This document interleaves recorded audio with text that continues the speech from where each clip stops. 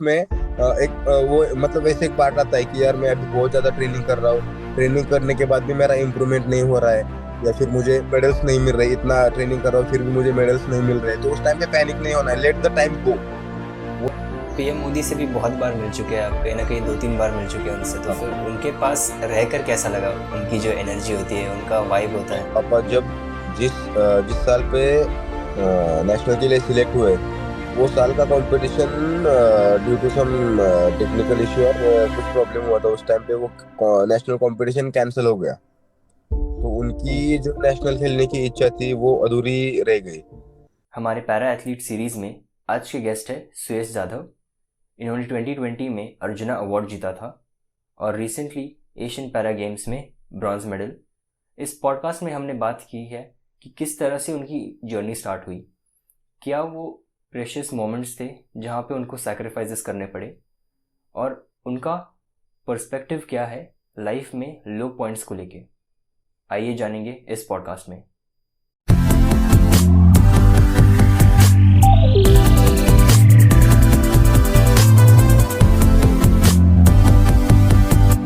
तो अभी कैसा था आपका दिन, मतलब यूजुअली कैसा रहता है? यूजुअली मतलब सुबह 5 बजे उठता हूँ मैं। फ्रॉम 6 to 8:30 मेरा ट्रेनिंग रहता है मॉर्निंग में स्विमिंग का।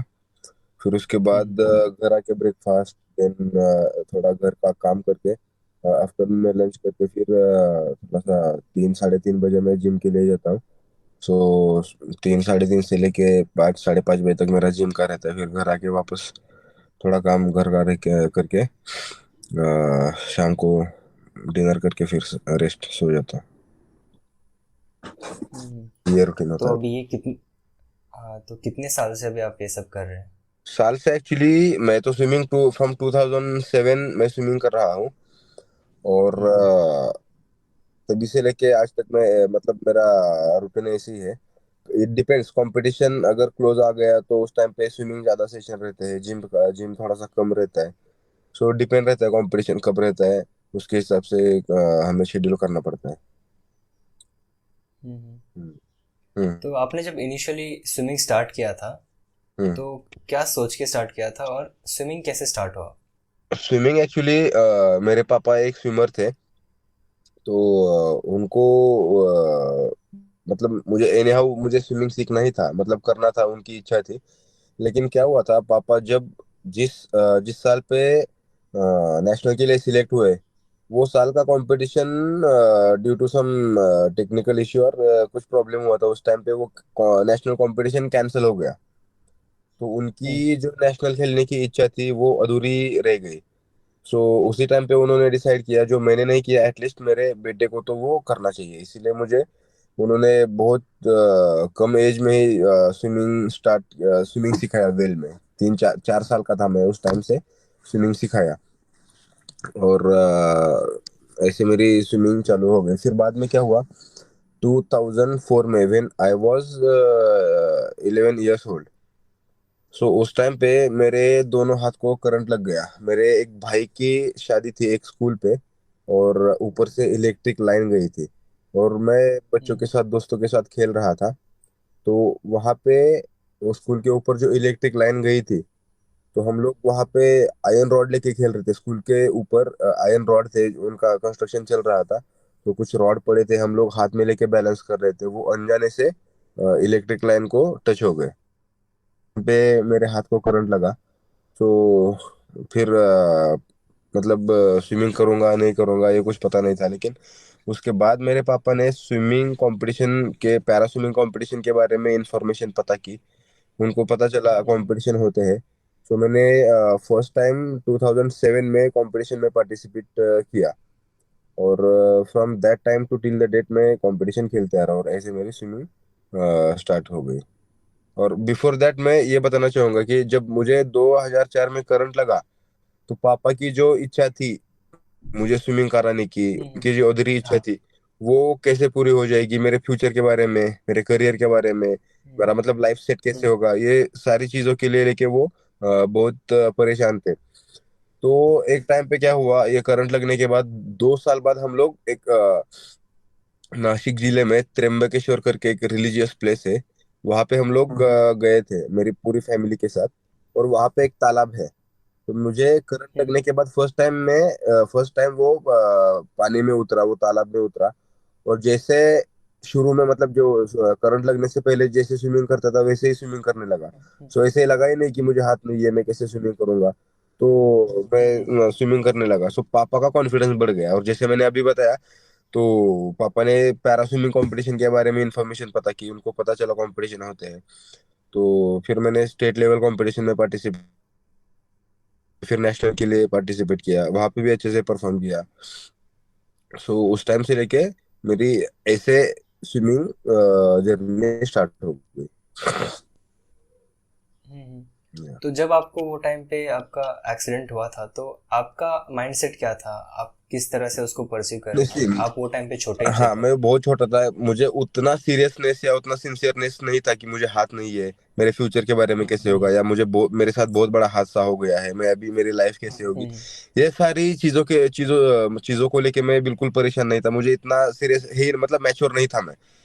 तो धीरे धीरे मैं मैच्योर होने लगा, और जैसे जैसे धीरे धीरे मैं मैच्योर होने लगा वैसे वैसे अपने काम खुद करने स्टार्ट किया। सो दैट टाइम जब करंट लगा था, मैं 6 स्टैंडर्ड में था। 7 स्टैंडर्ड में, 8 स्टैंडर्ड में, 9th स्टैंडर्ड, 9th 10th तक तो मैं सारी चीजें खुद करने लगा था। और उसी टाइम पे हम लोगों को मतलब समझता है कि भाई मुझे हाथ नहीं है, मुझे अभी ये रिस्पॉन्सिबिलिटी कैसे करना है, ये फैमिली रिस्पॉन्सिबिलिटी है, खुद की जिम्मेदारी है, कैसे करनी है सारी चीजें। तो ये सारी चीजों की मेरे दिमाग में आने लगी फिर उस टाइम पे। तो लेकिन मैं मतलब इंडिपेंडेंट होने लगा था। सो ऐसे कोई प्रॉब्लम ही हुआ नहीं कि मुझे बहुत बड़ा मतलब करंट लगा, मुझे हाथ नहीं है, हाथ कट हो गए, अभी मेरी लाइफ कैसे होगी, इतना बड़ा हादसा हो गया, ऐसी ऐसी चीजें मेरे दिमाग में कभी आई ही नहीं। और जब आने लगी उस टाइम पे मैं इंडिपेंडेंट बन गया था। हाँ। या तो आपका फिर एक्सीडेंट के बाद फिर लोग आपको किस तरह से देखते हैं? क्योंकि यूजुअली जब हम स्कूल में होते हैं तो काफ़ी बच्चे मतलब नॉर्मल लोगों का ही मजाक उड़ाते हैं, तो एट द एंड फिर आपका हाथ भी का नहीं थे तो फिर उसमें तो आपका काफ़ी ज़्यादा मजाक उड़ाते थे। जी, मजाक तो मतलब ऐसे स्पेशली मुझे तो कभी फील नहीं हुआ कि लोगों ने मेरा मजाक उड़ाया। लेकिन हाँ, मुझे ये फील होता था कि भाई मुझे हाथ नहीं है। जब भी मैं मतलब उस टाइम पे तो मैं रूरल एरिया में रहता था, गांव में रहता था। वहाँ पे लोगों को इतना अवेयरनेस नहीं था कि पैरा कंपटीशन होता है, या पैरा वाले भी काफी अच्छे से कर सकते हैं, उनको इसके बारे में कोई जानकारी नहीं थी या अवेयरनेस उतना नहीं था। तो ऑब्वियसली मुझे फील होता था जब भी मैं बाहर सोसाइटी में या इधर उधर घूमने के लिए चला जाता था, या दोस्तों के साथ बाहर कहीं घूमने के लिए जाता, फैमिली के साथ कहीं घूमने के लिए चला जाता। तो उनको बाकी के बाहर वाले लोग जो देखते हैं उनको लगता है यार इसको हाथ नहीं है, अभी इसकी करियर कैसे होगा, इसको ये नहाता कैसे होगा, ये ब्रश कैसे करता होगा, ये उसके पर्सनल चीजें कैसे करता होगा, या लिखता कैसा होगा, ये सारी मतलब लोगों के दिमाग में बहुत सारी चीजें आती थी कि इसको हाथ नहीं है, अभी ये कैसे करेगा, इसका लाइफ कैसे होगा, इसका पूरा लाइफ बर्बाद हो गया, अभी ये कुछ नहीं कर पाएगा, इसकी जिंदगी पूरी बेकार हो गई, खराब हो गई। उनको बिल्कुल भी आइडिया नहीं थी कि उनको भी नहीं, मेरे को भी आइडिया नहीं थी कि आगे जाके मुझे इतना अच्छा मतलब इतना मैं स्विमिंग करूंगा या पढ़ाई करूंगा इतना अच्छे से हो जाएगा। तो इसके बारे में मुझे भी आइडिया नहीं थी। और लोग तो बिल्कुल बोलते थे कि इसका अभी पूरा जीना खराब हो गया, इसको हाथ नहीं है, अभी ये कैसे करेगा, इसकी शादी कैसे होगी, इसको लड़की कौन देगा। ये सारी मतलब लोगों के दिमाग में काफी सारी चीजें आती थी, ये खाएगा कैसे, कपड़े कैसे पहनता होगा, ये सारी चीजें। और लोग मुझे कि सुयश, ये तुम्हारे साथ ऐसा है, कैसे हुआ है, क्यों हुआ है, मतलब कब हुआ है, अब तुम खाना कैसे खाते हो, ये सारी चीज जो मैं अभी बताया, ये सारी चीजें पूछते थे। तो मुझे मतलब कुछ दिनों के बाद ऐसे मतलब दिन में एक दो बार तो लोग पूछते ही थे, जब तक लोगों को पूरा पता ना चले। तो बाद में मुझे इरिटेट होने लगा यार, लोग मेरे को पूछते हैं। अगर कोई लोग पूछने के लिए मेरे पास आते थे तो मैं वहां से निकल जाता था। मुझे उनको उनके मतलब उनके दिमाग में ऐसी कोई फालतू चीज नहीं है कि मुझे जानबूझ के टॉर्चर करना, ऐसी चीज नहीं थी। लेकिन उनको क्यूरियोसिटी थी कि इसके साथ क्या हुआ है और ये अपनी लाइफ कैसे जीता है, ये सारी चीजें और ये सारे सवाल उनके दिमाग में थे। तो ये सारे क्वेश्चंस उनको मतलब उनको आंसर देते देते मेरा दिमाग खराब होता था यार, अभी कैसे हो गया। ये मुझे ये नहीं लगता था कि वो लोग पूछ रहे मेरे हाथ को करंट लग गया, अभी मेरा लाइफ कैसे होगा, ये इसके बारे में मुझे चिंता नहीं थी। मेरे को इरिटेट होता था ये लोग पूछते थे। तो यार वैसे वैसे होता था। लेकिन एक दिन पता चला कि यार लोगों के दिमाग में जो क्वेश्चंस है उनका कोई प्रॉब्लम नहीं, अपने साथ ऐसे हुआ है इसीलिए लोग एज ए क्यूरियोसिटी पूछ रहे हैं। तो अपने को सही ढंग से उनको रिप्लाई करना है, उनको सही ढंग से बताना है। फिर बाद में जब मैं धीरे धीरे मैच्योर होने लगा उस टाइम पे मुझे रियलाइज हुआ। तो या तो फिर पैरा स्विमिंग और नॉर्मल स्विमिंग में क्या डिफरेंस है? पैरा स्विमिंग मतलब जो डिफरेंटली एबल लाइक हम्म। फिजिकल चैलेंज हो गया, उसमें मतलब ऑर्थोपेडिकली जिनको हाथ नहीं है या जिसको पोलियो हो गया है, पोलियो हो गया है, ब्लाइंड है, डीफ एंड डम है, इन लोगों के कंपटीशन, डाउन सिंड्रोम, मतलब सारी चीजें ठीक होने के बाद भी उनको पता नहीं चलता है वो क्या कर रहा है, मतलब आईक्यू लेवल कम होते हैं, उनको कुछ हम्म। पता नहीं चलता है वो लोग क्या कर रहे हैं। ये सारे लोगों का कंपटीशन होता है, that is para sports. Hmm. And जो नॉर्मल होता है वो तो आप जैसे लोग नॉर्मल है उनके लिए वो डिफरेंट, मतलब नॉर्मल ओलंपिक्स होता है। तो वो डिफरेंस है। और उनका मतलब रूल्स भी अलग होते हैं, पैरा स्पोर्ट्स के रूल्स अलग होते हैं, as per their capacity rules बनाए जाते हैं। अगर देखो, अगर मुझे हाथ नहीं है हम्म। तो मैं स्विमिंग में क्या, स्विमिंग करते समय, कंपटीशन करते समय, अगर मुझे किसी के हेल्प की जरूरत है तो वो हेल्पर हमें अलाउड रहता है। सो वैसे एज पर देयर रिक्वायरमेंट वो रूल्स बनाए जाते हैं, so that is the difference. Hmm. काफी सारे एथलीट्स का एक कोई ना कोई मोटिवेशन होता है, तो फिर आपका मोटिवेशन कौन था? मोटिवेशन शुरू में तो ऐसे कुछ नहीं था, लेकिन जब पता चला कि माइकल फेल्प्स ने 2008 ओलंपिक्स में 8 मेडल जीते हैं, फिर धीरे धीरे न्यूज़पेपर में आने लगा, यूट्यूब में आने लगा, और लोग भी बहुत मतलब लोगों के बारे में मतलब अवेयरनेस काफी ज्यादा हो गया कि इतना अच्छा खिलाड़ी है। तो धीरे धीरे जब मैं यूट्यूब में उनके वीडियो देखने लगा तो मेरे को पता चला कि यार कितना अच्छा बंदा है, कितना अच्छे से कर रहा है, तो मैं भी कर सकता हूँ। सो उनके वीडियो देखना, बार बार कंटिन्यूअसली उनको फॉलो करना, उनके वीडियो देखना, और बहुत अच्छा लगता था उनको वीडियो देख के, उनके रेस देख के, उनकी ट्रेनिंग देख के, ये सारी चीजें देख के बहुत अच्छा लगता था, बहुत मोटिवेट होता था कि मैं भी अच्छे से करूंगा। और जब भी उसका कोई कंपटीशन होता था तो मैं देखता था। तो या मतलब वो ही is one of my best ideal person in my life ever. Hmm. Yeah hmm. आपका वो ट्रांजिशन कब हुआ? आपको कब लगा कि अब मैं इंटरनेशनल लेवल पे इंडिया को रिप्रेजेंट कर सकता हूँ? 2009, एक बार हम्म। क्या हुआ था, 2009 में मेरा फर्स्ट इंटरनेशनल कंपटीशन हुआ बेंगलोर में।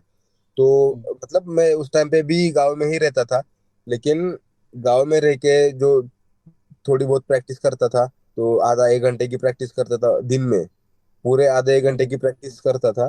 तो उसके बाद भी मैं कंपटीशन के लिए चला गया। उस वहां जाने के बाद मुझे फूड पॉइजनिंग हुआ, 3 4 दिन के लिए मैं बीमार था, फिर कैसे भी करके फिजिकल फिट हो गया, कंपटीशन के लिए पार्टिसिपेट किया। एंड उसी कंडीशन को लेके मेरा फर्स्ट इंटरनेशनल मेडल मैंने जीत लिया। सो मेरे को पता चला कि यार मैं इतने कम प्रैक्टिस में, इतना फिजिकल फिट ना होने के बाद भी अगर इतना अच्छे से कर सकता हूँ, तो शायद मैं एज अ करियर स्विमिंग को चूज कर सकता हूँ। फिर उसके बाद मैं दो अगेन 2 साल में गाँव में ही रहा, मेरा एजुकेशन कंप्लीट हो गया, फिर मैं पुणे आ गया। पुणे आने के बाद में एकदम प्रॉपर जो एथलीट के लिए जो ट्रेनिंग रहता है, लाइक हम्म। स्विमिंग हो गया, जिम हो गया, फिटनेस हो गया, डाइट हो गया, ये सारी चीजें मेरे को धीरे धीरे करके पता चली। तो उस टाइम पे मैं पूरा मतलब स्विमिंग पे पूरा शिफ्ट हो गया, और एज अ करियर वहां पे मेरे को पता चला कि मैं इसको एज अ करियर ले सकता हूँ, आगे जाके कर सकता हूँ। तो फुल टाइम मैंने स्विमिंग स्टार्ट की फ्रॉम 2010-11 से। मैं पूरा समझ गया था स्विमिंग में मुझे करियर बनाना है। तो आपने जब आप जब पुणे में आए, तो हम्म। काफी सारे कोचेस ने आपको फिर स्टार्टिंग में एक्सेप्ट करने में प्रॉब्लम हुई होगी फिर नहीं कि? वैसे नहीं, नहीं नहीं नहीं नहीं, वैसे वैसे बिल्कुल नहीं हुआ, क्योंकि मैं जब स्टेट नेशनल नेशनल कंपटीशन जब खेलता था गांव में रह के हम्म। मैंने 3 4 नेशनल कंपटीशन खेले। तो जब मैं नेशनल कंपटीशन खेलता था तो वहां पे कोचेस जो है वो आते थे, बहुत सारे कोचेस आते थे। तो हम्म। उनको पता चला कि यार ये बंदा गांव का होने के बाद भी सही ढंग से प्रैक्टिस ना होने के बाद भी इतना अच्छे से कर सकता है। कंपेरेटिवली जो अच्छे कोच के पास जो स्विमर्स है उनको भी मैं बीट करता था। तो उनको पता चला ये विदाउट एनी कोचिंग, इतना विदाउट एनी फैसिलिटी अगर इतने अच्छे से कर रहा है, इसको अगर अच्छी फैसिलिटी मिल गई, अच्छी ट्रेनिंग मिल गई, सारी चीजें ठीक से मिल गई, तो ये कितना अच्छे से कर सकता है। इसीलिए सारे कोचेस का शुरू से लेके ही मेरे साथ एक पॉजिटिव अप्रोच था। हम्म। या हाँ। और आपका फिर क्या रिएक्शन था जैसे जैसे फिर आप मेडल्स जीतते गए, आपने फिर काफ़ी सारे रिकॉर्ड्स भी सेट करे, तो आप किस तरह से उसको परसीव करते हैं? रिकॉर्ड्स ब्रेक किए इन द सेंस मेरे मेरे खुद के ही रिकॉर्ड थे, मैं ब्रेक करता रहा, लेकिन मेरा टारगेट वो नहीं था। मेरा टारगेट था, जब मैं एट द बिगिनिंग मैं स्टेट लेवल खेल रहा था तो मैं नेशनल, मेरा टारगेट था। फिर नेशनल 3-4 साल कंटिन्यूअसली नेशनल खेला, फिर उसके बाद मेरा टारगेट बना कि नहीं यार, अभी नेशनल मेडल हर साल स्टेट नेशनल होता जाएगा, मैं जीतता जाऊंगा। इससे कुछ हासिल नहीं होना है, कुछ हाथ में मिलने वाला नहीं है। तो आगे का हमें सोचना चाहिए, like Asian games, world championship, बाकी जो भी बड़े बड़े इंटरनेशनल कंपटीशन वो होते हैं, कॉमनवेल्थ गेम्स होते हैं, ओलंपिक्स होते हैं। तो इसके बारे में मुझे दिमाग में आने लगा। फिर मैंने towards in all all this competitions में प्रिपरेशन चालू किया। फिर धीरे धीरे करके मेरा इम्प्रूवमेंट होने लगा। सो या वैसे मैं मतलब खुद को कैरी फॉरवर्ड किया मैंने, वो मोमेंटम कैरी हम्म, फॉरवर्ड किया। हम्म। और जब आपको अर्जुन अवार्ड के लिए आपको नॉमिनेट किया गया और फिर आप अर्जुन अवार्ड भी जीते, तो फिर उसके बाद लोगों का क्या पर्सपेक्टिव था? आपने तो बोला कि आपका वो एट द एंड आप सेटिस्फाइड थे, आपकी हार्डवर्क पूरा पे ऑफ हुआ। हम्म, हम्म, हम्म। लोगों का क्या पर्सपेक्टिव था? लोगों का मतलब क्या, एक तो अर्जुन अवार्ड है, मतलब कोई भी हम लोग कंपटीशन खेलते हैं, स्टेट जीतोगे, नेशनल जीतोगे, हम्म, उसके बाद इंटरनेशनल में खेलोगे, ओलंपिक्स खेलोगे, मेडल जीतोगे। लेकिन देखो, आप अगर पढ़ाई करके क्लास वन ऑफिसर बन सकते हो, आई मीन जॉब, पढ़ाई करके क्लास वन ऑफिसर बन सकते हो, आईएएस, आईपीएस, उसके बाद जो भी है, मतलब जो एजुकेशन हम्म, से लेके जो पोस्ट है वो अगर हासिल कर सकते हैं, तो एक एथलीट होने के बाद हमारा भी एक सपना होता है कि यार मैं अभी स्टेट खेला, नेशनल खेला, मेडल जीते, लेकिन बाद में क्या। सो एट लास्ट हमारा one of the best biggest award, that is Arjun, one of the biggest hmm, award. वो भी हम्म, मतलब मेरी इच्छा थी वो अवार्ड मिले, क्योंकि शिव छत्रपति अवार्ड मिला था, तो उसके बाद मेरा हम्म, सपना था ये अवार्ड मिले। सो वो अवार्ड मुझे मिला, मैं काफी ज्यादा प्राउड फील कर रहा था, काफी ज्यादा हैप्पी था। और मतलब ये भी हो गया था। और लोगों का जो है, आपने जो पूछा अभी, लोगों का जो देखने का नजरिया है वो काफी चेंज हो गया कि यार इसको अर्जुन अवार्ड है। मतलब हमारे पीछे अगर लोग हम्म, गॉसिप करते कि यार देखो ये जा रहा है, इसको ये अर्जुन अवार्डी प्लेयर है, तो हम्म, मतलब अपने को भी बहुत अच्छे से फील होता है और उनको भी पता चलता है कि यार ये बहुत अच्छा खिलाड़ी है, ये इसका स्टैंडर्ड काफी अच्छा है और ये काफी डेडिकेटेडली प्लेयर है। सो ये जब वो बोलते हैं और हमें हमें किसी दूसरे से या अननोइंगली हमें पता चल जाता है कि वो हमारे बारे में बोल रहे हैं, सो ये मतलब हम्म, गूज बम्स आते हैं, प्राउड फील होता है कि मतलब काफी अच्छे से, और हम लोग खुद मोटिवेट हो जाते हैं नेक्स्ट कंपटीशन के लिए कि यार अगर लोग इतना अच्छे से हमें अप्रिशिएट कर रहे हैं, हमारे पीछे हमारे सामने इतना अप्रिशिएट कर रहे हैं, तो ऑब्वियसली बहुत अच्छे से मोटिवेशन मिलता है, बहुत प्राउड फील होता है, और नेक्स्ट कंपटीशन के लिए बहुत अच्छे से एनर्जी मिलती है। हम्म। Yeah. आपका फिर ट्रेनिंग में आप में क्या इम्प्रूवमेंट देखा? क्योंकि पहले आप गांव में स्विमिंग करते थे जैसे आपने बोला, और फिर अभी आप इंटरनेशनल लेवल की कोचिंग ले रहे हैं, तो फिर डिफरेंस क्या था दोनों में? डिफरेंस मतलब देखो, मैं गांव में स्विमिंग करता था उस टाइम पे, वहां पे जो एडवांस कोचिंग जो मिलती थी वो पता नहीं थी। बस जाके हम्म, स्विमिंग करना है पूल पे, हम्म, किक, वहां पे जाके किक करना पड़ता है, मतलब किक बोर्ड से लेके किक करना पड़ता है, हम्म, ये पता नहीं था। सिर्फ पुल करना पड़ता है, वो पता नहीं था। हम्म, ओडी मतलब जो बड़े बड़े सेट्स होते हैं, वीकली हमारे जो सेट्स रहते हैं, लाइक वीक में एक दिन हमें सिर्फ डिस्टेंस वर्कआउट करना पड़ता है, एक दिन मिडल डिस्टेंस वर्कआउट करना पड़ता है, हम्म, एक दिन शॉर्ट डिस्टेंस वर्कआउट करना पड़ता है, एक दिन रेजिस्टेंस वर्कआउट करना पड़ता है, एक दिन स्प्रिंटिंग वर्कआउट करना पड़ता है, एक दिन सिर्फ टाइम ट्रायल लेना पड़ता है। ये सारी चीजें हमें बिल्कुल पता नहीं थी। तो यहाँ आने के बाद धीरे धीरे करके ये सारी चीजें हमें पता चल गई। और अगर मेरा 50 मीटर इवेंट है तो वो इवेंट के लिए मैं किस टाइप से ट्रेनिंग करना है वो मेरे को पता चला। अगर मेरा 100 इवेंट है, 200 मीटर इवेंट है या 400 मीटर इवेंट है, तो एज पर योर इवेंट किस टाइप से ट्रेनिंग करनी है, कितने सेशंस हम्म, करने हैं, कितने जिम करनी है, कितना फिटनेस करना है, ये सारी चीजें यहाँ आने के बाद पता चली। और डाइट कैसे फॉलो करना है, फालतू उल्टी हम्म, मतलब फालतू चीजें नहीं खानी है, क्या खाना है क्या नहीं खाना है, कितना रिकवरी करना है, कब सोना है कब उठना है, हम्म, ये सारी चीजें यहाँ आने के बाद पता चली। गांव में जब था उस टाइम पे तो बिल्कुल पता नहीं था कि मतलब आप बिलीव नहीं करोगे, हम लोग उस टाइम पे स्विमिंग होने के हम्म, बाद अगर ब्रेकफास्ट में क्या करना है तो हम लोग वड़ा पाव खाने के लिए जाते थे। पता ही नहीं था कि हाँ, एक हेल्दी खाना का मतलब हेल्दी खाना होता है ट्रेनिंग के बाद, हम्म, ये बिल्कुल पता नहीं था। जब यहाँ पे आ गए तो छोटे बच्चे भी बता हमें हमें बोलते थे कि यार ये क्या है, स्विमिंग के बाद ये खाना चाहिए वो खाना चाहिए। सो हर छोटी छोटी चीजें मैटर, मतलब छोटी छोटी चीजें मैटर करती है। सो यहाँ आने के बाद वो पता चला ये सारी चीजें। हम्म। अभी आपकी फिर अभी शादी हुई, आपके अभी आप भी आप पापा भी हैं, तो मतलब आप कैसे मैनेज करते हैं ये सब चीज़ें?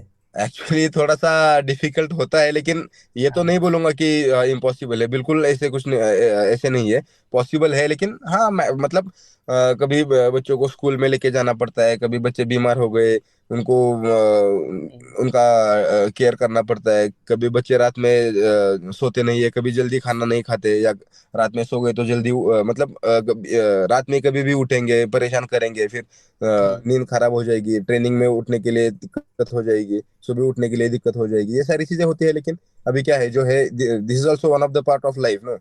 हम्म। तो ये सारी चीजें फेस करने, बस उस टाइम पे खुद को मोटिवेट रखना है यार, ये अपने लाइफ का हिस्सा है, इसका ब्लेम अपने हम्म। स्विमिंग पे नहीं होना चाहिए, या इसका हम्म। मैटर इफेक्ट स्विमिंग पे नहीं होना है। अगर हम्म। तुम ये सोचोगे कि यार मेरा अभी रात में नींद खराब हो गई बेटी की वजह से, या बेटी की वजह से नींद खराब हो गई, अभी मैं स्विमिंग कैसे करूंगा, स्विमिंग नहीं होगा, ये बिल्कुल भी निगेटिव चीजें बिल्कुल भी दिमाग में नहीं आनी है। उतना हम्म। स्ट्रांग खुद को, या उतना मेंटल टफ खुद को रखना है, अदरवाइज फिर बहुत डिफिकल्ट होते जाएगा। क्योंकि ये तो लाइफ में चलता ही रहेगा, एक ना एक दिन ये सारी हाँ। चीजें आएगी। So yeah hmm. You have to face. So बस वही किया हम्म। मैंने। और स्विमिंग यूजुअली माना जाता है कि काफ़ी कम इंजरी स्पोर्ट है, पर फिर भी जब भी आपकी अगर कोई इंजरी होती है तो फिर आप कैसे रिकवर करते हैं वहाँ से, और आपका माइंडसेट क्या होता है? इंजुरी ऐसे नहीं है कि मतलब कम इंजुरी होती है, इंजुरी अगर ठीक ठाक से इंजुरी प्रिवेंशन नहीं किया, या ठीक से पानी ट्रेनिंग होने के बाद ठीक से पानी नहीं पिया, या रेस्ट नहीं किया, या जो उस मतलब ट्रेनिंग होने के बाद जो रिक्वायर चीजें है करनी, हम्म। वो अगर ठीक से प्रिकॉशन नहीं लिया, प्रिवेंशन नहीं किया, तो डेफिनेटली आपको इंजुरी होने वाली है। तुम कितना भी अच्छे से प्रैक्टिस करो, कितना भी कुछ करो, इंजुरी तो पक्का होने वाली है। तो वो इंजुरी ना होने के लिए आपको क्या करना है, अगर मैं स्विमिंग कर रहा हूँ तो मुझे कुछ एक्सरसाइजेस है स्विमिंग के पहले, वो एक्सरसाइजेस करने हैं। उसके बाद स्विमिंग होने के बाद स्ट्रेचिंग करनी है, मतलब बहुत ज्यादा स्ट्रेचिंग करनी पड़ती है। फिर मसाज करना पड़ता है, पानी लेना पड़ता है, मतलब जो आप लोग दिन में 2-3 लीटर पानी पीते हो, हम लोगों को 4-5-6 लीटर पानी पीना पड़ता है। सो ये सारी चीजें हमने ये करनी है। उसके बाद भी अगर इंजुरी होती है, तो reason, what is the reason behind that injury, hmm. क्यों हुआ है, कैसे हुआ है, एकदम डीप में जाके उसको निकालना है, ताकि आगे जाके हम्म। इंजरी ना हो जाए, और जो इंजरी हुई है उसको ठीक से फटाफट ठीक से करे। तो फिर फिजियो को जाके दिखाना है। तो मतलब ये सारी चीजें करनी पड़ती है। और अगर वो ये नहीं कि मतलब with injury if you are doing hmm. Training, तो आपकी बॉडी और खराब होती जाएगी, और ठीक हम्म। होने के चांस बहुत कम होते जाएंगे। सो क्यों इंजरी हुई है, मतलब वो आगे जाके नहीं होना चाहिए, ये सारी चीजें ध्यान में रख के, और फिजियो को दिखा के वो पहले ठीक करना है। उसके लिए जो जो भी रिक्वायर्ड चीजें है, लाइक रिकवरी, हम्म। सप्लीमेंट्स, मेडिसिन, ये सारी चीजें है, जो भी है वो करना है। लेकिन पहले हम्म। इंजरी ठीक करना है, उसके बाद धीरे धीरे ग्रेजुअली ट्रेनिंग स्टार्ट करनी है। हम्म। तो ऐसे हम लोग करते हैं यूजुअली। हम्म। और आप फेलियर से कैसे डील करते हैं? सॉरी। आपके लाइफ में काफ़ी आपके लाइफ में काफ़ी सारे सेटबैक्स आए, हाँ। तो आप फिर वहाँ से ऊपर कैसे आते हैं आप? फिर आप फेल्योर, कैसे देखो रहते हैं? देखो, हर एथलीट के लाइफ में एक वो मतलब वैसे एक पार्ट आता है कि यार मैं अभी बहुत ज्यादा ट्रेनिंग कर रहा हूँ, ट्रेनिंग करने के बाद भी मेरा इम्प्रूवमेंट नहीं हो रहा है, या फिर हम्म। मुझे मेडल्स नहीं मिल रहे, इतना ट्रेनिंग कर रहा हूँ फिर भी मुझे मेडल्स नहीं मिल रहे, तो उस टाइम पे पैनिक नहीं होना है, लेट द टाइम गो। वो जो हम्म। टाइम है वो टाइम जाना है। और रीजन क्या है, परफॉर्मेंस क्यों नहीं आ रहा है, और तुम्हें मेडल्स क्यों नहीं मिल रहे, वो रीजन निकालना है। डीमोटिवेट ना होके वो रिजल्ट मतलब वो निकालना है, रीजन निकालना है कि क्या हो रहा है एग्जैक्टली, तुम ठीक से कर रहे हो, जो भी है रिक्वायर्ड चीज है एकदम A to Z एकदम प्रॉपर फॉलो करना है। उसके बाद तो रिजल्ट आना ही है। और एक दो हम्म। कंपटीशन में या 2-4 कंपटीशन आपका कोई करियर डिसाइड नहीं कर सकती। अगर अगर आपको आगे जाके 20-30-40-50 कंपटीशन खेलने हैं, उसमें से 2-4 कंपटीशन तो इन हाउ खराब होने वाले हैं ही। तो हम्म। आपको वो कंपटीशन एक एज एन एक्सपीरियंस हमें लेना है। और क्यों खराब हो गया, उसके पीछे के कारण क्या है, वो सारी चीजें निकालनी है, उसके ऊपर काम करना है, वो गलती बाद में ना होनी चाहिए, और उसके ऊपर काम करना है। और ये सारी चीजें करने के बाद भी अगर टाइम नहीं आ रहा है या इम्प्रूवमेंट नहीं हो रही है, तो फिर भी खुद को मतलब स्टेबल रखना है कि यार शायद मेरा टाइम बैड पे चल रहा है, तो मुझे हम्म। फिर भी मुझे ट्रेनिंग करना है। आप मतलब आपको पता होगा 2019 या 20 से विराट कोहली का भी लास्ट ईयर तक शतक नहीं आ रहा हम्म। था, सेंचुरी नहीं हाँ। लग रही थी। तो फिर भी हाँ। उन्होंने ये नहीं किया कि यार मेरा अभी सेंचुरी नहीं आ रहा है, मैं अभी स्विमिंग क्रिकेट छोड़ दूं या ऐसे करूं वैसे करूं। उसके ऊपर वो डटा रहा, उसके पीछे के रीजन निकाले, फिर बैक टू फॉर्म आ गया। मतलब हर खिलाड़ी के लिए ऐसे ही होता है, एक ना एक दिन लाइफ में ये बैड पैच आता है, उसको हमें उसके साथ अच्छे से डील करना है, डिमोटिवेट नहीं होना है, रीजंस ढूंढने हैं और लेट द टाइम गो। सबसे best medicine, let the time go. और एक ना एक दिन ये सारी चीजें करने के बाद एक ना एक दिन तो आपका परफॉर्मेंस आने वाला ही है। अभी मेरा एज है 31, लेकिन हाँ। बहुत सारे ऐसे स्विमर हैं कि अर्ली एज में चालू करते, लाइक 13 14 15 ईयर्स में चालू करेंगे और उनका करियर रहता है 20 22 21 तक, 23 24 तक उनका मैक्सिमम करियर तब तक रहता है। उसके बाद में वो बोलते हैं कि यार अभी परफॉर्मेंस नहीं आ रहा है, कैसे करूँ क्या करूँ। लेकिन अभी हम्म। मैं भी तो चालू किया एट द एज ऑफ 14 15, लेकिन मेरा एज है हम्म। 31। सो ऑलमोस्ट हम्म। 16 17 ईयर्स हो गए। सो मैं ये कभी नहीं सोचा कि यार मेरा अभी परफॉर्मेंस नहीं आ रहा है। अभी भी हम्म। हर जो भी कोई बड़े कंपटीशन थे, like Olympics, Commonwealth games, Asian games, world championship, जो भी बड़े कंपटीशन होते हैं, हर कंपटीशन में ग्रेजुअली मेरा इम्प्रूवमेंट होता है। मेरा मतलब ग्रेजुअली परफॉर्मेंस इंक्रीज हो रहा है। सो वो तो अगर ट्रेनिंग कंसिस्टेंटली करोगे, कॉन्सेंट्रेटली करोगे तो आपको परफॉर्मेंस आना है ही है कैसे भी करके। तो आप हम्म। छोटे मोटे जो भी इन बिटवीन कंपटीशन होते हैं उसमें परफॉर्मेंस नहीं आया तो डिमोटिवेट नहीं होना है। दिमाग में ये नहीं सोचना है कि यार मेरा अभी कंपटीशन नहीं होगा, मैं अभी स्विमिंग छोड़ दूं, या मेरा जो खेल है, जो फील्ड है, मैं छोड़ दूं और दूसरा कुछ करूं। ऐसे बिल्कुल भी नहीं सोचना है, क्योंकि एक दो कंपटीशन या 2 4 साल में आपका करियर डिसाइड नहीं हो सकता है। आपको कंसिस्टेंटली काफी साल तक ये हार्ड वर्क, स्मार्ट वर्क करना पड़ता है, तभी जाके आप ये कर सकते हो। हम्म। और फिर आप काफी सारे क्रिकेटर्स से भी मिल चुके हैं, तो फिर उनके साथ आपने बात किया, कैसा लगा आपको? बहुत अच्छा लगा, क्योंकि इंडिया के इतने बड़े बड़े स्टार से लोगों का सपना रहता है उनके साथ बात करने का, उनके साथ मिलने का, हाँ। फोटो लेने का। सो ऑब्वियसली मैं मुझे भी वैसे ही लगता, मतलब मुझे भी लगता है वैसे। सो या और एक मोटिवेशन भी मिलता है कि यार वो, और ऐसे नहीं कि सिर्फ क्रिकेट को अपने इंडिया में पब्लिसिटी है, पब्लिसिटी है, हम्म। लेकिन उनके पीछे भी वो कितना मेहनत करते हैं। वो कितने दिन के लिए, हम्म। अगर कोई कंपटीशन रहता है या उनका कोई टूर रहता है, कोई मतलब व्हाट आई मीन टू से, अगर उनका कोई टूर रहता है तो वो 6 6 महीने, 4 4 महीने, 2 2 महीने अपने घर नहीं जाते, इतना सेक्रीफाइस हाँ। करते हैं। हाँ। ट्रेनिंग कंसिस्टेंटली ट्रेनिंग करते, तो ये सारी चीजें भी है। और ऐसे नहीं है कि कंपटीशन 1 2 घंटा खेलना है, 4 घंटा खेलना है। अगर टेस्ट मैच हाँ। होता है तो पूरा दिन उनका शेड्यूल, मतलब पूरा दिन उनको खड़ा रहना पड़ता है, मतलब ग्राउंड पे भागना पड़ता है। अगर बैटिंग कर रहे तो पिच पे भागना पड़ता है, रनिंग करना पड़ता है, ये सारी चीजें है। सो ये सारी चीजें मैटर करती है। हम लोग बोलते हैं कि यार क्रिकेटर, उनका लाइफ बहुत अच्छा हम्म। है, उनके पास बहुत पैसे है, लेकिन उनके उसके पीछे का उनका जो एफर्ट्स है, मेहनत है, वो हम लोग नहीं देखते। लेकिन जब मैं उनको मिलता हूँ तो मुझे बहुत अच्छा फील होता है कि यार इतना ये लोग मेहनत करते हैं, उसके बाद हमें हम्म। और इतना मेहनत करते हैं, और मैं उनके साथ मिल रहा हूँ, इतने बड़े स्टार है। तो ऑब्वियसली मुझे बहुत अच्छे से मोटिवेशन मिलता है, बहुत अच्छा फील होता है। और या हम्म।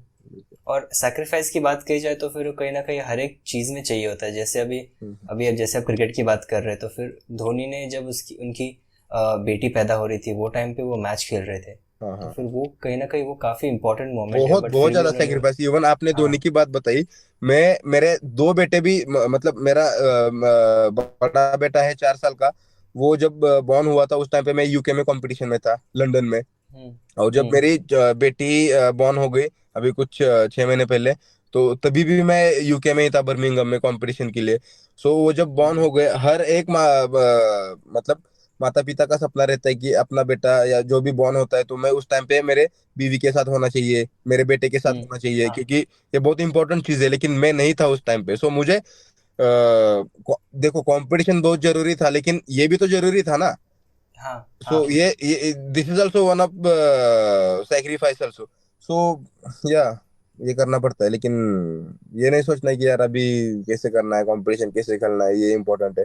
ये सारी चीजें मैनेज करके आपको करना पड़ता है। हम्म। फिर आप पीएम मोदी से भी बहुत बार मिल चुके हैं, आप कहीं ना कहीं 2 3 बार मिल चुके हैं उनसे, तो फिर हाँ, उनके पास रहकर कैसा लगा? उनकी जो एनर्जी होती है, उनका वाइब होता है। उनका जो वाइब्स है एक्चुअली, बहुत अच्छे से पूछा आपने। उनका जो मोटिवेशनल स्पीच रहता है, हम लोग खिलाड़ी है, कंपटीशन में जाते हैं, पार्टिसिपेट करते हैं, जीतते हैं, कंपटीशन जीतते हैं या हारते हैं या सीखते हैं, ये जो भी है, ये रिजल्ट, मतलब रिजल्ट जो भी आता है उसके बाद वो हमें इनवाइट करते हैं वहाँ पे, पीएम हाउस पे या जहाँ पे भी वो दिल्ली में बोलेंगे वहाँ पे हम लोग जाते हैं, मिलते हैं, वो हमें मोटिवेशनल स्पीच देते हैं। सो मैं ये बोलना चाहता हूँ कि इतना बड़ा आदमी होने के बाद भी, अपने इंडिया के प्राइम मिनिस्टर है वो होने के बाद भी हम लोगों के लिए टाइम निकालते हैं। इससे ज्यादा हमें हम्म। और इंस्पिरेशन या मोटिवेशन क्या चाहिए? वो तो हम्म। मोटिवेशन, उनका स्पीच तो अलग से रहता है, वो अगर आप फेस टू फेस अगर सुनोगे ना, आपके गूज बम्स होंगे ही होंगे। लेकिन ये मतलब कंपटीशन में जाके आते हो, उसके बाद वो हमें बोलते हैं, फेलिसिटेट करते हैं, हर एक खिलाड़ी को आके मिलते हैं, बात करते हैं। इससे ज्यादा हमें और मोटिवेशन क्या चाहिए? इतना बड़ा आदमी हम्म। अगर अपने से मिल रहा है, फोटो खींच रहे हैं हमारे साथ, तो हम्म। बहुत ज्यादा प्राउड फील होता है, बहुत ज्यादा हैप्पी फील होता है, और मोटिवेशन तो सबसे बढ़िया मिल जाता है। और नेक्स्ट कंपटीशन में उसका बहुत अच्छे से मतलब ये मिलता है, एनर्जी मिलता है कंपटीशन में परफॉर्म करने के लिए। या स्विमिंग के अलावा आपको और क्या क्या हॉबीज हैं आपकी? स्विमिंग के अलावा मुझे जिमिंग बहुत पसंद है, रनिंग बहुत पसंद है, ट्रैवलिंग बहुत पसंद है। सो हम्म। ये सारी शॉपिंग शॉपिंग थी, अभी उतना नहीं है लेकिन हाँ। है। या सो ट्रैवलिंग, रनिंग, जिमिंग, और या ये सारी चीजें मुझे बहुत पसंद है। और रनिंग से मैंने आपकी एक फोटो देखी थी, आप मिलिंद सोमन के साथ आप पहले आप रनिंग करते यस थे। Yes yes yes. तो फिर उनके साथ कैसा था? उनको एक्चुअली उनका एक ये चल रहा था पूरे इंडिया में, मेरे को ठीक से याद नहीं आ रहा, लेकिन उनका कुछ टारगेट था कि 8 दिन में या 10 दिन में या 15 दिन में ऐसे कुछ 50 किलोमीटर या 100 किलोमीटर ऐसे कुछ रनिंग करना था, और वो भी 8 या 10 दिन में ऐसे कुछ करना था। तो हर एक दिन उनको 10 किलोमीटर रनिंग करना पड़ता था, मतलब वो करते हम्म। थे। और उस टाइम पे मैं किसी कारण से मुंबई गया था, तो एक मेरा दोस्त है, उसका और मिलिंद सोमन जी का कांटेक्ट था, तो मेरी उनसे बात हो गई, फिर मिले, उनको पता चला कि ये स्विमिंग में इतना अच्छे से कर सकता है। तो मुझे मतलब वो चाहते थे कि मैं उनके साथ रनिंग करूं।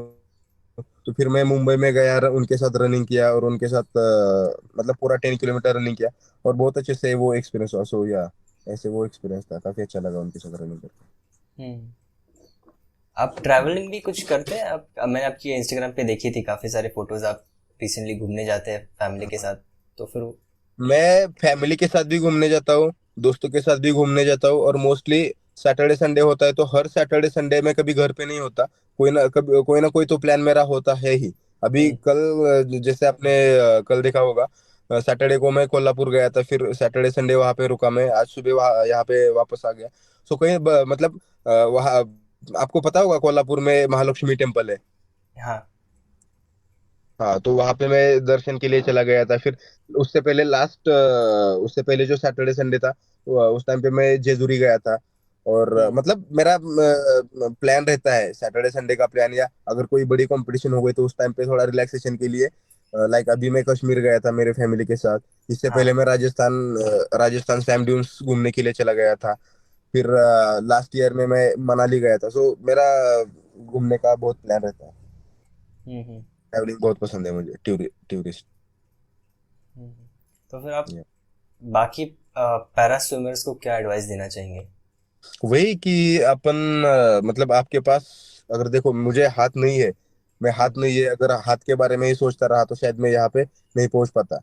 लेकिन हाथ हम्म। ना होने के बाद भी मैं स्विमिंग अच्छे से कर सकता हूँ, पढ़ाई अच्छे से कर सकता था, मतलब कर सकता हूँ। मुझे 10th स्टैंडर्ड में 87% मार्क्स मिले, 12th पे 80% मार्क्स मिले, ग्रेजुएशन में हम्म। 70% मार्क्स मिले। सो हाथ नहीं ना होने के बाद भी मैं स्विमिंग और एजुकेशन अच्छे से कर सकता, तो उसके ऊपर मैंने फोकस किया, उसके ऊपर काम किया, और हार्ड वर्क किया, स्मार्ट वर्क किया, ट्रेनिंग बहुत अच्छे से किया, हम्म। कॉन्सेंट्रेटली, कंसिस्टेंटली। तो आपके पास जो नहीं है उसके बारे में मत सोचो, आपके पास जो है उसके बारे में सोचो, उसके ऊपर काम करो, आपको करियर में जो चाहिए वो बिल्कुल मिल जाएगा। बस हम्म। मोटिवेट नहीं होना कि यार मुझे पैर नहीं है, मैं देख नहीं सकता, मैं व्हील चेयर पे हूँ, मैं घूमने नहीं जा सकता, या जो भी है वट एवर देयर डिसेबिलिटीज, उसके बारे में नहीं सोचना है। आप वो नहीं है, छोड़ दो। आप क्या है, आपका इंटरेस्ट क्या है, आपको क्या करना अच्छा लगता है, आपके स्ट्रॉन्ग पॉइंट्स क्या है, प्लस पॉइंट्स क्या है, उसके ऊपर सोचो, उसके ऊपर काम करो, उसको एक करियर बनाओ। मतलब वो लेके उसको लेके एक करियर में आप कुछ कर सकते हो। ये ढूंढो, उसके ऊपर काम करो, डेफिनेटली आपको जो चाहिए, आपको जो टारगेट है वो आपको मिल जाएगा। बस कंसिस्टेंटली और कंसेंट्रेटली, ऑनेस्टली आपको हम्म। उसके ऊपर काम करना है। बिल्कुल उसमें शॉर्टकट नहीं चाहिए, या ये नहीं करना है कि अगर देखो, मैं अभी स्विमिंग स्विमिंग मैंने स्टार्ट की, मुझे स्विमिंग पसंद है, मैंने स्विमिंग स्टार्ट की। तो कभी कभी ऐसे लगता है कि यार मैं हर सुबह शाम स्विमिंग करना है, वो डाइट नहीं, मतलब वही चीजें खानी है। मैं बाहर बाकी लोग जैसे फास्ट फूड खा सकते हैं, आइसक्रीम खा सकते हैं, मतलब स्वीट चीजें खा सकते हैं, हम बिल्कुल भी नहीं खाते। तो कभी हम्म। कभी इरिटेट हो जाता है कि यार कितने साल से हम लोग यही करते हैं। लेकिन अगर आपको जिंदगी में कुछ करना है या लाइफ में कुछ करना है, तो ये सारी चीजें आपको, चीजों का सेक्रीफाइस करना है। आप मतलब उसके क्रेविंग्स नहीं रखने हैं आपको। और हम्म। आपने जो फील्ड चूज किया है, उसके ऊपर आपको बिल्कुल काम करना है ऑनेस्टली। सो ये सारी चीजें ठीक करोगे तो कैसे भी करके आपका करियर बनने वाला है। So don't think what you don't have, think of what you have and work on it. Definitely आपको जो चाहिए वो मिल जाएगा। Hmm. Thank you so much sir, show में आने के लिए। Thank you Siddhesh.